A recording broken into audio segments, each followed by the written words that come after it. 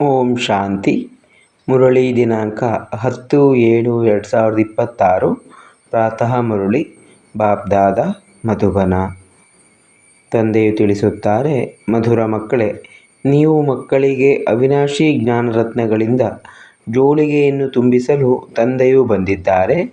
ಈ ಒಂದೊಂದು ಜ್ಞಾನರತ್ನವು ಲಕ್ಷಾಂತರ ರೂಪಾಯಿಗಳು ಬೆಲೆ ಬಾಳುವಂತಹದ್ದಾಗಿದೆ. ಪ್ರಶ್ನೆ: ಗುಪ್ತದಾನಕ್ಕೆ ಇಷ್ಟು ಅಧಿಕ ಮಹತ್ವಿಕೆ ಏಕೆ ಇದೆ? ಉತ್ತರ: ಏಕೆಂದರೆ ತಂದೆಯು ನಿಮಗೆ ಈಗ ಗುಪ್ತ ಜ್ಞಾನರತ್ನಗಳ ದಾನ ಮಾಡುತ್ತಾರೆ. ಇದನ್ನು ಪ್ರಪಂಚದವರು ತಿಳಿದುಕೊಂಡಿಲ್ಲ. ಮತ್ತೆ ನೀವು ಮಕ್ಕಳು ಈ ಜ್ಞಾನರತ್ನಗಳ ದಾನ ಮಾಡುವುದರಿಂದ ವಿಶ್ವದ ರಾಜ್ಯಭಾಗ್ಯವನ್ನು ತೆಗೆದುಕೊಳ್ಳುತ್ತೀರಿ. ಇದೂ ಸಹ ಗುಪ್ತವಾಗಿದೆ. ಯಾವುದೇ ಯುದ್ಧವಿಲ್ಲ, ಯಾವುದೇ ಸಿಡಿಮದ್ದುಗಳಿಲ್ಲ ಮತ್ತು ಯಾವುದೇ ಖರ್ಚೂ ಇಲ್ಲ. ಗುಪ್ತ ರೀತಿಯಿಂದ ತಂದೆಯು ನಿಮಗೆ ರಾಜ್ಯವನ್ನು ದಾನದಲ್ಲಿ ಕೊಟ್ಟರು. ಆದ್ದರಿಂದ ಗುಪ್ತದಾನಕ್ಕೆ ಬಹಳ ಮಹತ್ವಿಕೆ ಇದೆ.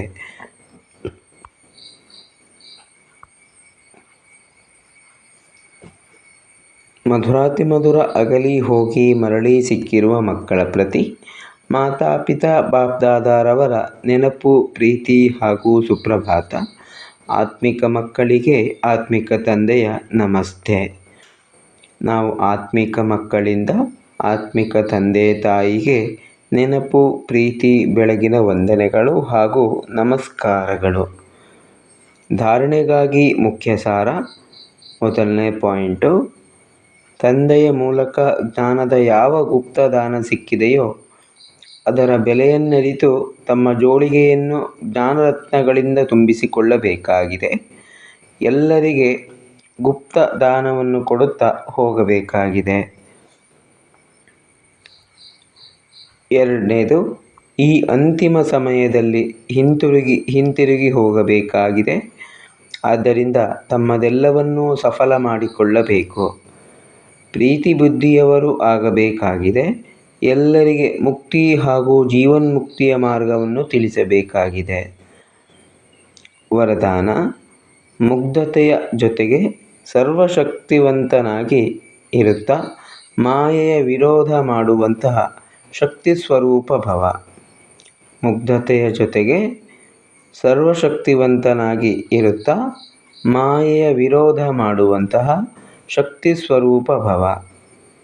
ಕೆಲವೊಮ್ಮೆ ಮುಗ್ಧತೆಯು ಬಹಳ ದೊಡ್ಡ ನಷ್ಟವನ್ನೇ ಮಾಡಿಬಿಡುತ್ತದೆ. ಸರಳತೆಯು ಮುಗ್ಧ ರೂಪವನ್ನು ಧಾರಣೆ ಮಾಡಿಬಿಡುತ್ತದೆ.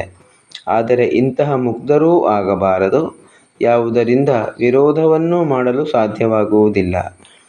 ಸರಳತೆಯ ಜೊತೆಗೆ ಸಮಾವೇಶ ಹಾಗೂ ಸಹನೆ ಮಾಡುವಂತಹ ಶಕ್ತಿ ಇರಬೇಕು. ಹೇಗೆ ತಂದೆಯು ಭೋಲಾನಾಥ ಜೊತೆಗೆ ಸರ್ವಶಕ್ತಿವಂತನೂ ಆಗಿದ್ದಾರೆ, ಹಾಗೆಯೇ ತಾವೂ ಸಹ ಮುಗ್ಧರಾಗುವುದರ ಜೊತೆಗೆ ಶಕ್ತಿ ಸ್ವರೂಪರೂ ಆಗುತ್ತೀರೆಂದರೆ ಮಾಯೆಯ ಗುಂಡು ಬೀಳುವುದಿಲ್ಲ. ಮಾಯೆಯು ವಿರೋಧಿಸುವುದಕ್ಕೆ ಬದಲು ನಮಸ್ಕಾರ ಮಾಡಿಬಿಡುತ್ತದೆ. ಸ್ಲೋಗನ್: ತಮ್ಮ ಹೃದಯದಲ್ಲಿ ನೆನಪಿನ ಬಾವುಟವನ್ನು ಹಾರಿಸುತ್ತೀರೆಂದರೆ ಪ್ರತ್ಯಕ್ಷತೆಯ ಧ್ವಜಾರೋಹಣ ಆಗಿಬಿಡುತ್ತದೆ. ತಮ್ಮ ಹೃದಯದಲ್ಲಿ ನೆನಪಿನ ಬಾವುಟವನ್ನು ಹಾರಿಸುತ್ತೀರೆಂದರೆ ಪ್ರತ್ಯಕ್ಷತೆಯ ಧ್ವಜಾರೋಹಣ ಆಗಿಬಿಡುತ್ತದೆ.